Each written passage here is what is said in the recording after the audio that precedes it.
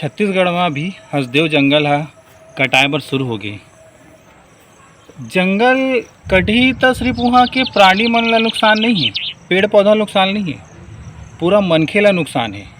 अतना पेड़ लगाए में हजारों साल लग जाते, कई बरस बार पेड़ मन बाढ़थे, ओकर बाद भी चाहे शासन हो या प्रशासन हो उतना पेड़ ला ऐसने काट देवत है, जबकि कोनो छत्तीसगढ़ के मनखे नहीं चाहवा कि हसदेव जंगल ह कटे।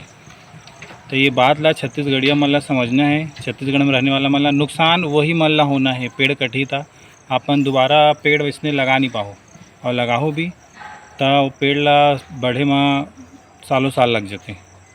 तो ये बात ला हमन ला सोचना है।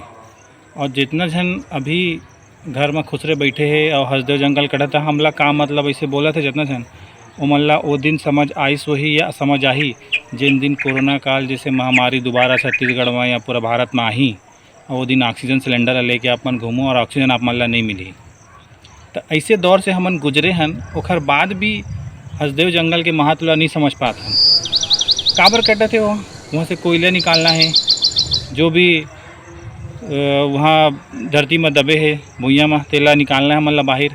वहाँ से फ़ायदा काला होते, सरकार ला फ़ायदा होते कि कॉर्पोरेट जगत ला फ़ायदा होते, उत्पादन कोई होते, लेकिन जो आम मनखे तेला तो कोई फ़ायदा नहीं होते।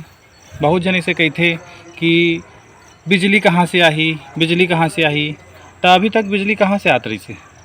और आप मन देखो वहाँ छत्तीसगढ़ ला बिजली नहीं देवत थी। छत्तीसगढ़िया मैंने बात ला समझाओ, राजस्थान सरकार के साथ ही वहाँ राजस्थान में बिजली पैदा करे बर, राजस्थान ला बिजली दे बर छत्तीसगढ़ के जंगल ला काटत थे।